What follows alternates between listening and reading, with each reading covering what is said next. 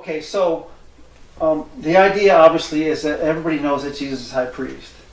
And this is since 1844. And then we keep saying that we're waiting for this event to take place. Of course, according to the sanctuary diagram, which I've given you, we know that Christ in the most holy place, second coming takes place in the outer court. There's a huge gap in there that we need to understand, which is what I've been trying to explain. So, if Jesus is high priest now and he comes as king, then obviously before he can come as king, he must become king. And that's what I've been trying, that's why I focused my attention. I figured that simple concept should be enough to challenge people to start re-looking at what they thought they understood so clearly. Because I grew up as an Adventist and no one ever talked about Jesus becoming king before he became king. They just said he's coming as king. And you're just supposed to magically understand something that no one understands. So that's where God started giving me these questions and showing me these answers. So, and this transition is key. From ministering before the throne to being seated upon the throne, that which we see such as a minor distinction is actually a huge transition. Yes. So Jesus becoming king is the next Christ event to unfold. That's what I tried to explain in my first book. That's all I tried to say. I was trying to get people to start looking at it that way. And you'll notice, again, you see he becomes king here, and then the second coming happens way out there. So this event, this is what I'm kind of sharing in my next book that I'm writing. I proved that the next event is Christ becoming king. The next book I'm proving from the very same places that that event initiates the judgment of the living. That's what I'm showing. And that this process has to take place before the second coming. And so, since he's in the most holy place now and he's coming as king, then there must be a process of him coming out of the temple. It only makes sense. Just as there was a process of him going in, so there must be a process of him coming out. This is what I've been trying to share. And this is kind of a quick summary of the Day of Atonement. The third time the high priest comes out of the sanctuary, it starts with the beginning of the sprinkling of the blood on the mercy seat. And the blood on the mercy seat is the symbol of Revelation, the lamb that was slain on the mercy seat, on the throne. That's the blood on the mercy seat. And you'll notice that the blood is sprinkled twice in each apartment. By the way, that's what's important with the seven thunders. The seven thunders, there's two thunders for each apartment because it follows the blood of the Day of Atonement. The blood is sprinkled on the mercy seat, then sprinkled before the mercy seat 7 times. Then the blood is put on the horns of the altar, then it's sprinkled before the altar 7 times. Then he goes out to the altar of burnt offerings, the blood is put on the horns of the altar and sprinkled before. So you see the blood is applied twice in each apartment. And when you look at the 7 thunders, it's the same way. There's 2 thunders for each apartment, and then the final thunder deals with his second coming.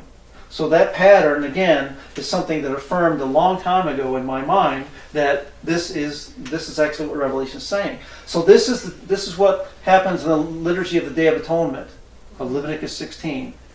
You see that, right? Okay, now, what's the next one? So notice, this is me putting the book of Revelation and the Day of Atonement liturgy on top of each other. So you see, here we are in Revelation 4, Jesus is in the most holy place. By the way, Revelation 4 is patterned after Daniel 7, 9 through 12. Daniel 7, 9 through 12 is the judgment aspect of Daniel 7 when 1844 took place. The language from Revelation 4 mirrors exactly the judgment language of Daniel 7, 9 through 12. Then, at some point, God takes him and places him on the throne. This is Daniel 7, the Son of Man becoming king. That's what happens right after Revelation 4 is Revelation 5. So he becomes king. When he becomes king, then he opens the scroll. Then the sprinklings of the most holy place, that's the 7 sprinklings, that's the 7 seals. And then when he goes out and he stands at the altar of incense and sprinkles the blood here 7 times, the 7 sprinklings are the 7 trumpets. And again, you can see that the 7 trumpets and the 7 sprinklings in each one correspond to the article of furniture in the sanctuary that are connected to it. And then once the 7 trumpets sound, then he goes to the outer court Puts the blood here. Well, that's the 7 sprinklings here, the 7 plagues. And the only gap in there is the 7 standings at the gate, at the porch that happened in the book of Revelation. And that's Feast of Tabernacles imagery. That's why it's not in this, because this is Day of Atonement. When I add the Feast of Tabernacles imagery on top of the Day of Atonement imagery, then the Feast of Tabernacles imagery will start here at the gate, at this porch, and deal with the outer court. As I already told you, the Feast of Tabernacles deals with the outer court. So when I do that, when I add the Feast of Tabernacles imagery and lay it over this imagery, then you have the complete book of Revelation with all the details. Does that make sense? So this is the process of him coming out, and this is the process of the judgment of the living. By the way, this is very interesting to me, is that the blood was sprinkled, blood was applied on the throne, then sprinkled 7 times, put on the horns of the altar. By the way, the horns of the altar represent kingship. Yes. So he puts the blood on the horns, then he sprinkles it 7 times, put the blood on the horns, sprinkles it 7 times. Guess what happens with the remainder of the sacrifice of the goat and the bull and the remainder of the blood? Poured out. Well, the blood is poured out at the altar, but everything else is taken out and burnt. Well, what's going to happen to the wicked when Jesus comes? Burned. They're going to be burned. So this follows exactly the process. Exactly the process. And I'm hoping that people can actually start studying the book of Revelation with open eyes, is what I'm hoping. Because it's time for the revelation to take place. So this revelation 7-step process of coming out of the sanctuary. So here I put this together in a little 7-step form. So first is the coronation of the king, Revelation chapter 5. Then it's the 7 seals. Then there's 7 trumpets. Then the angel comes down, Revelation 10.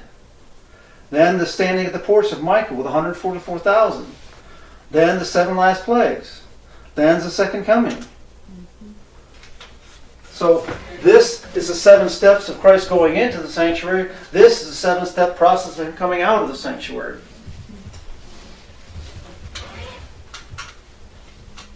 Does that make sense? Mm-hmm.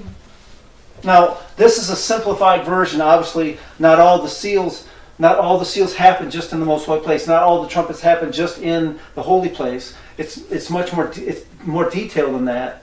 But I'm just giving this for the construct, because that's part of the reason of explaining the book of Revelation. There's more details to this than that. It's actually so in the cleansing of the Day of Atonement, he goes in 3 times. Yes, but here the we're cleansing just dealing with the cleansing doesn't take place. The cleansing of the sanctuary doesn't take place until the 3rd time he comes out. Gotcha. Okay. All right. Everything else in terms of going in is the transfer of the sin and the filth into the most holy place.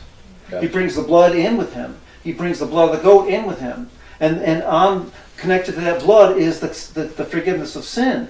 So the sin, he's actually bearing the sin with him into the most holy place.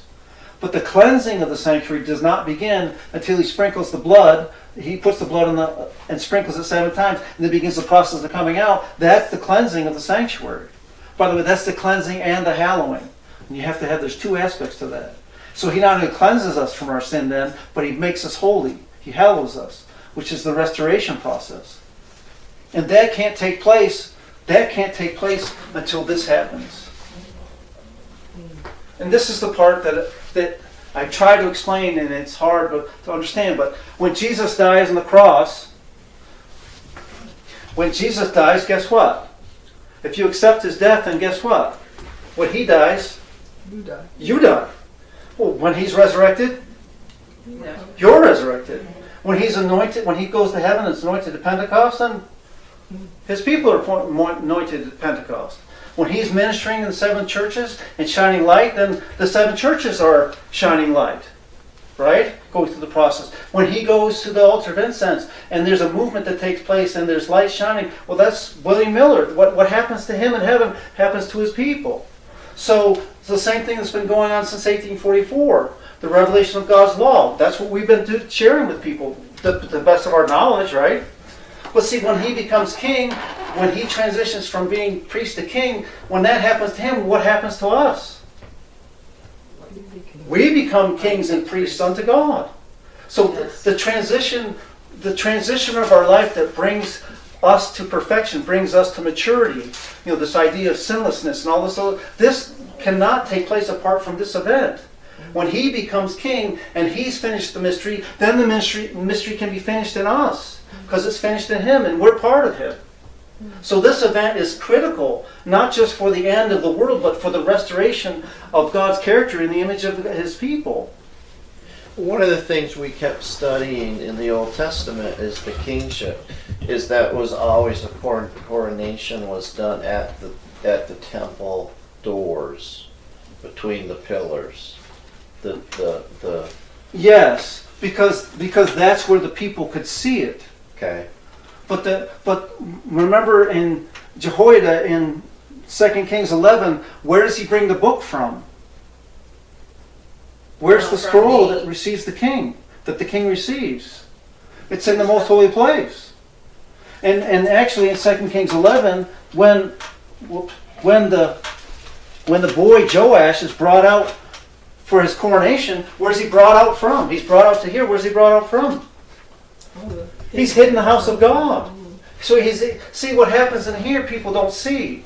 So the reason why this is why the reason that most of Revelation and the visible part of Revelation happens here at the porch, because this is when it becomes visible to everybody else. What happens here, people can't see. And what happens here, people can't see. But when it happens here, then everybody can see it. So the Bible focuses on the coronation of the king, especially in terms of the marriage to the people here at the porch, because that's when the people are part of the process. What happens here, they don't see it.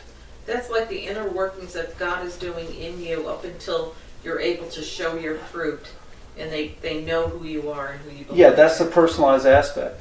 That's right. So, by the way, that's what's so significant here about, well, I'll show you the seven standing up with Michael in Revelation, but that's what's so significant about Revelation 10. This is when what has been happening before that people haven't seen now becomes a demonstration that cannot be denied. So let me show you. And we've been talking about the voice of God and the thunder, so I'll show you that as well. So, of course, the second coming is what we're talking about. So, here's the Day of Atonement, sprinkling of the blood 7 times. I showed you already. It's sprinkled twice in the most holy place. It's I should say applied to the throne and sprinkled 7 times. Same thing with the holy place, and then same thing with the outer court. And then, of course, it's taken and burnt. That's the 7 times of the sprinkling of the blood. It's amazing to me that the thunders and so many things in Revelation follow the process of the application of the blood, the final application of the blood on the Day of Atonement. So here's, for example, in Revelation, out of the temple, out of the temple, out of the altar. And this pattern is repeated. And notice it's at the porch and it's at the outer court. Out of the temple, out of the temple, out of the altar. That pattern is repeated multiple times in Revelation.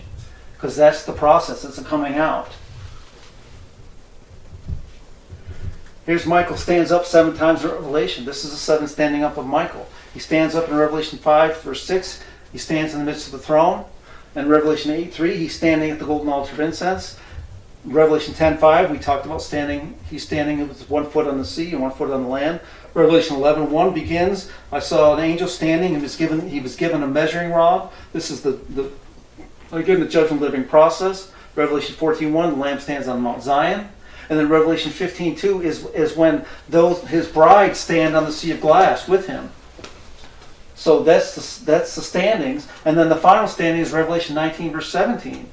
So that's the 7 standing up of Michael in Revelation. And so when Daniel 12 says Michael stands up, Daniel is actually describing this whole process as Michael standing up. It's not just one event. It's this whole process. Does that make sense? Yeah. So that's the 7 standing ups of Michael. It's also in Revelation the 7 blessings. Well, Revelation 1 begins with the first blessing, but look at what all the other blessings are. They start at the porch, Revelation 14, and they deal with the outer court, and then the second coming, and then the establishment of the new kingdom. The blessing happens at the end, right? Blessed are those 1,335. Blessed are those who come to wait and come to the 1,335 days. They come to the end of the process. That's where the blessing happens. By the way, in the Day of Atonement, after the high priest does the cleansing of the sanctuary with the blood, then he blesses the people. And guess where he stands to bless the people? Well, he stands right here at the outer porch. That's where he raises his hand and blesses the people with the blessing of Numbers 6:20. Right? Lord bless you and keep you. Lord cause his face to shine upon you. Lord lift up his countenance upon you and give you peace.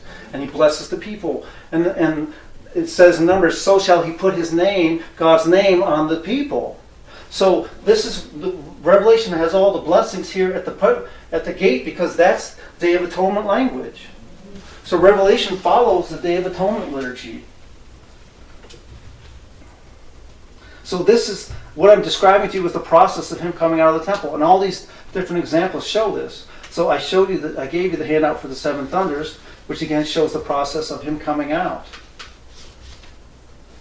Here's the 7, I heard a voice from heaven in Revelation. Again, the thunders are connected to God's voice, right? So he says, I heard a voice from heaven, and there happens to be 7 of them. So this is the 7 voices. Notice, there's 7, a great voice from Revelation. But notice the great voice is introduced here, and then look where the cluster of the great voices are. At the porch and the outer court. So there's 7 great voices from heaven. By the way, this is all connected to God speaking, his voice, right? Then there's 12 a loud voice in Revelation, and you can see how it begins in Revelation 5 and goes through every one of the apartments all the way till the end. So, see, this is why hearing God's voice is so critical in terms of the covenant. You can see over and over again that there's all these patterns about how God speaks. It's a loud voice, it's a great voice, it's a voice from heaven. You know, it's like, what's the difference? Well, there is a difference. That's why it described it differently. But each of them are describing a process that begins in the most holy place and comes out. Does that make sense? Or am I just crazy? So the point is, this event begins the judgment of the living. It begins the close of probation. This is the event that begins the process, and then what Revelation is describing is the process. And that's the picture that I'm trying to share with people, to show the 7 steps of Christ coming out of the sanctuary. Amen. Now I can give a very detailed study of all the 7 parts, and there's a pattern. The patterns of the seals is repeated in the 7 trumpets, and the patterns in the 7 trumpets is repeated in the 7 plagues. The patterns are absolutely repeated, and the details are exactly accurate. So the same thing that happens in one happens repeatedly with the next pattern.